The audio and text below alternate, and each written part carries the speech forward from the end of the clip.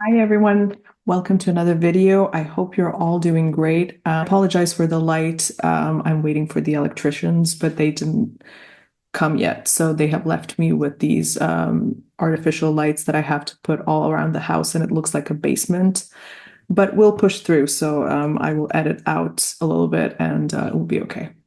So for today's video, I was thinking about talking about a more serious topic, like I said, in the lights of recent events, and because a lot of students have been asking me about what do you think and how do you feel, and I've been talking about it a lot, and I kind of managed to put all of these things in my head in order. And maybe I will make a video about it. I think it's important because I also studied politics, so I know a little bit about it, and I want to encourage you also to think about it and to rationalize certain things and to start caring. But it's not going to be this video. So today we're going to be talking about music. And why music? Because recently I've been having a lot of students who are musicians. One of my very dear students, Mo, he actually teaches a couple of instruments and he's going to move to the US. I'm super happy for him. I hope you're watching this, Mo. I love you. And so, music is a topic that you can use for small talk. It is always going to come in conversation, and it is hard to talk about because it is something abstract, right? So you don't, especially if you're not a English speaker, you don't know how to express qualities of certain type of music. It's hard to talk about. So here I will give you my example, and I will start from the beginning. So I'm the child of the 90s. My musical influences are now in trend, actually. So the 90s have been a good decade. I prefer the 80s and the 70s, but yeah, I mean, the 90s are also okay. We will talk about it more. And then I will go through my family influences, the way I used to consume music, concerts, and then in the end, I will give you some of the recommendations for my playlist. A lot of the students actually ask me, and we often talk about social apps. And I'm a little bit older, so I am not a big fan of Instagram and TikTok and all of these. I do use them, but my favorite app is Spotify. Spotify is an app that I started using because of my anxiety. So I wanted to help myself get out of the house and not be anxious.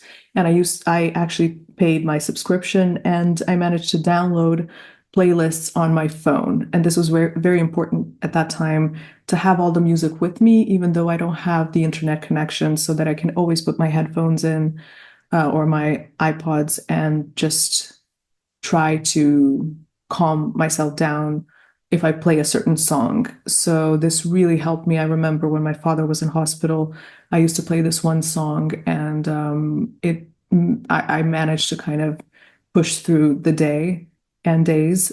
So I started using Spotify for that reason. But now it's almost like I cannot live without it. So this is like my most worthy subscription. I'm subscribed to a lot of things, but Spotify is the thing that I use the most. It's not sponsored, by the way. I just this is something that I use, and I'm sure you also use it. Older students, I think they use more YouTube. Spotify has been my choice, let's say, for a long time. And I also like how you can use Spotify even like when your playlist stops, it continues suggesting music according to your mood. I use this even when I sleep. I think I wake up in the morning and I'm like, what's this song? So Spotify was playing all through the night. So sometimes I discover new bands and new musicians through Spotify, which is super cool. A little bit about my music background. Like I said, I don't play any instruments. Um, my only music experience was singing in a choir for 14 years. This was like an activity that I did in primary and high school. And I really do recommend to everyone who wants to meet new friends and socialize and just like change the atmosphere, maybe like get into this mood. You should try like joining your local choir if you don't have to be an amazing singer, You need to have a good pitch, and you need to harmonize, and that you can learn in the choir. So when I was like in high school and a lot of stuff was happening, when you come to the rehearsal room, there's like 100 people there and you all sing together. You can like melt in and just keep your tone and just enjoy the harmonies. That's something that, was very important for me at that time. And even now, I choose music. If there is a choir in the background of a song, I'm amazed all the time and I really like it. I enjoy a good choir. I think Florence and the Machine was one of the first musicians that I heard, and she was on her album Lungs. I think she was using a lot of choir, um, a lot of like harmonies. America, there are these African American choirs. Um, this is just beyond. If you can experience one of their performances and sermons when they sing, this will change your life and it will shape your music taste forever. They were very influential in America in the 60s and 70s, and a lot of musicians came from that movement. Also, if you like soul and jazz, again, these choirs are very, very important. My grandfather used to play violin, and he learned the violin on his own. He also used to sing very well. My great grandfather, who is actually from Russia, he sang all the time. As far as they told me, like he had an amazing voice, and he would sing all the time. And also my grandmother, she used to sing in a national choir back in her country in Croatia. So there was a lot of music in their home, but in my family personally, there was not a lot of music. So my parents, nobody sang ever. They were only listening to music. So my mother really likes the 80s. I went to Madonna concert with her, maybe like 8 years ago. I saw the Madonna concert in Rio. Um, this is just something out of this world, really. So many people and the energy and everything. If you can watch it, if you're interested, you can watch it on YouTube. The concert that I went to was not that big, but still, it's Madonna, so a lot of the songs we knew, and we had a good time. So I really enjoyed it. And my father, on the other hand, he has a very interesting music taste. So in our house, we would always play electronic instrumental music. So whenever I would come home in the afternoon, he had this like big, sharp audio player, and he would actually play these songs from his youth a lot. And that was like Jean-Michel Jarre. Oxygen was one of the more important records that I remember. He would also play, you know, Creedence and Jefferson Airplane and The Doors and a little bit of that indie rock that was popular in the 70s. So it was a very interesting mix. And from very, very young age, I did listen to MTV and Britney Spears and, everything that was popular. Christina Aguilera, Jennifer Lopez, that was like the 90s. What else? TLC, a lot of R&B, Alaya. That was also very popular, but I just did not listen to it that much. When I started going out in high school, again, electronic music was big, drum and bass, dub, deep techno, Chicago techno, Detroit, a lot of the remixes of the 80s. That is what we were listening to. Dancing was very important as well. So I would express my love for music through dancing. So I remember having friends who really like music that doesn't have rhythm. And for me, that music did not work. So I'm somebody who really likes rhythm. I love to dance to music. So um, music that was not melodic, that was too sentimental, too quiet, too peaceful, or without any, just pure instrumentals without voice. That was something that was not something that I understood in a way. So then when I started dancing, we would listen to a lot of these, again, electronic music, a lot of rap, a lot of R&B, a lot of remixes, a lot of Madonna, Michael Jackson. During that time, music really became like a job. I remember we would, train extensively, jazz ballet in the beginning. We would exercise for an hour, then we would dance the choreography for an hour. And then sometimes we would have performances in the evening. So I would come around midnight. We would dance to a certain performance. And then I would pick up my stuff and go home. So I remember I was not using music in my daily life. So music almost became like something that I would do for work. Now, when I'm older, it's really hard for me to push myself to do things that I don't have to do. So, for example, when I need to exercise or stretch or do something like around dance, I use my headphones. No, I don't have them here, but these are the big noise canceling headphones, the wireless ones that I can put. They should be very soft if you want to exercise with them, and you just play your music. I have a list that is like the exercise list, and I will tell you exactly what are the songs on that list. So that kind of makes me move, even though I'm, sick. Maybe I don't want to do it. I'm not in the mood. I don't have time. Every time when I put those headphones, it just transforms the room into this almost like a gym, and I always feel ready to exercise. So there are some people who play the music from the early morning. A lot of my friends actually would listen to radio. There are two radios that I know of. One is Radio Paradise, which is my best friend's favorite radio. I never listened to it. She downloaded it on my phone, and I'm like, I'm so going to use it, but I don't.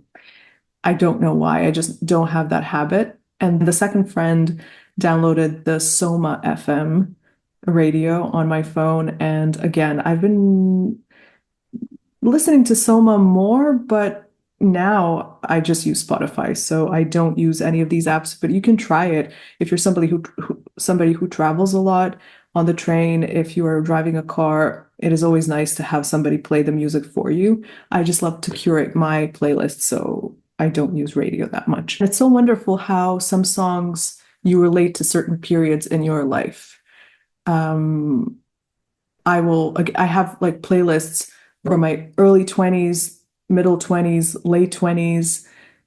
I have playlists, like I said, for my childhood, something that I remember, some of the playlists that of some of the festivals that I've been to.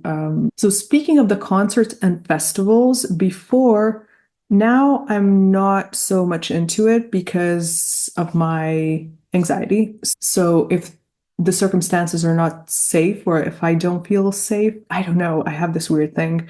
Um, if I feel trapped in the crowd, before I didn't mind. Like when I was 20, there was a concert of Manu Chao in one of the festivals, and we would jump.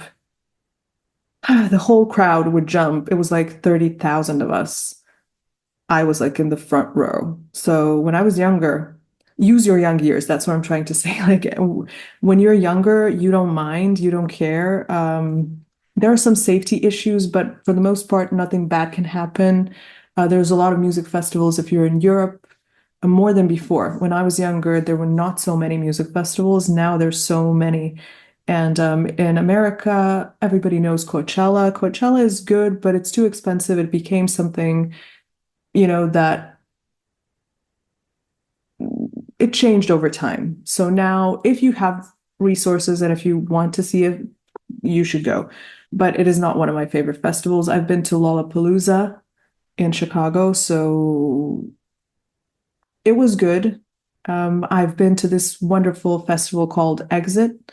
I've been a couple of times. I think I listened to a lot of British musicians there, Moby, Depeche Mode, Patti Smith, Morcheeba, Moloko, a lot of the 90s. And this festival has something that is very unique. So this was one of the first festivals, I think, international ones that I've been to. It is held in the Fortress, and so a lot of people from all over the world in the early 2000s came to this festival, and I remember seeing so many different people, and that was like the first time that I saw diversity in its full potential. So I really, really, there were, people of all sorts. This festival is very popular because it used to have, I'm not sure how is it now, but it used to have a lot of different stages. So you can listen to world music, you can listen to reggae, you can listen to Balkan music, you can listen to, DJs. There were so many DJs, amazing, amazing electronic music. They have an amazing stage. Bonobo, one of my favorite DJs and producers, he was actually playing there. But one of my friends was actually listening to Amon Tobin. Yes, DJ and the producer, Bonobo, like I said, a lot of very, very good music that was not that popular, something that I could not hear anywhere. I discovered at music festivals. So I always encourage everyone to go, and especially if you're young, this is something that will change your life. Students were asking me about Burning Man, the music festival in Nevada. I haven't been to Burning Man. Maybe I will in the future, but I don't think so because of my anxiety. It's a festival that is held in the desert, in the middle of nowhere. So the safety is very questionable.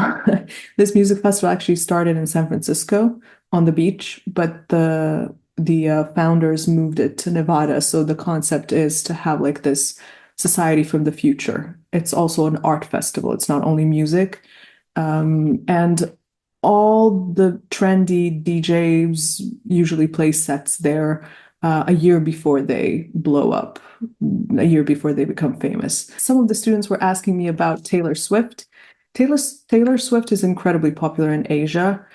I am not, I don't have anything against her. I think her concept, every record is very interesting, and you can see that it's kind of homemade, that it's DIY, it's made from the heart, and all of the songs are very personal. I just don't relate to the lyrics a lot.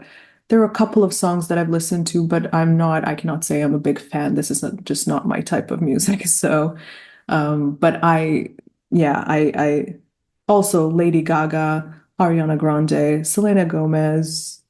I don't listen to a lot of trendy music. Ask me what is my favorite band or musician from my childhood, from the 90s, let's say. My favorite band from that era is the Cardigans. I'm not sure if you're familiar with this. If you're older, you may know. There was a song called Erase and Rewind. I think the record is called Gran Turismo, something like that. They're a band from Sweden, and they were so cool. At that time, I loved the Cardigans. Later, my favorite band became the Warpaint. So Warpaint, I listened to live in Cleveland. But before that, I used to listen to their music. I just couldn't believe I would be seeing them and actually met them in person. So we did a little bit of a interview with them, and it was not that it's just all female band. It's again, all of the songs are unique. It's something new at that time, really. Now there are a lot of bands like that. They have been influential. But at that time when they came out, like in 2011, 12, 13, 14, it was completely something new. So it's they all sing in a choir, which I love. The harmonies are amazing. The bass, all of their albums are so good. So I remember walking into this music record store with my friend, and he was like, "What do you want to buy?" And I didn't know because all of my music was on my iPod. If you remember, like the small iPods from the 2000s, the ones that you can put on your jacket, I had a blue one, and they were so easy to use. You would just like upload all the music from your computer, and you would have it anywhere you go.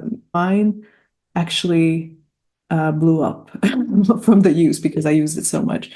And in that record store, I bought a record called Zebra from Beach House. Beach House really reminds me of the Midwest, and that just fall in the Midwest. Ohio, all that comes to mind when I this is like the these are all of the bands that were influenced by the 70s and the 80s, but they became this new wave in 2010, let's say. So Beach House, there was a song called Norway. Also, I was very lucky to have friends who, or maybe just because I listened to interesting music, I was attracting people who also listened to something different. So I had a lot of friends who were musicians, and um, all of my friends basically listened to very, very, I would say, good music. It's like Bill Frisell, Manhattan Street Band, a lot of this like kind of new jazz I discovered through my friends who listen to instrumental music.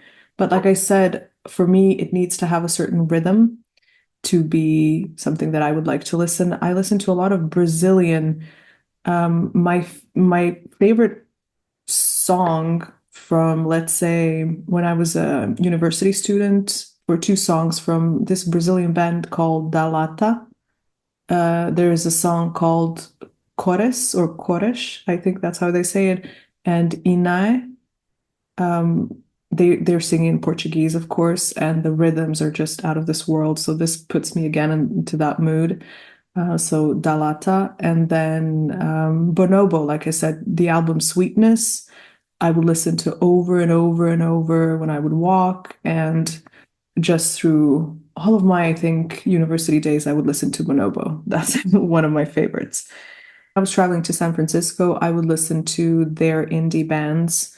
Um, Something Jonestown Massacre. I think it's the band is called the Brian Jonestown Massacre. There's a song called Anemone, or like Anemone. This is a song that I would listen to all the time. The band called Chairlift.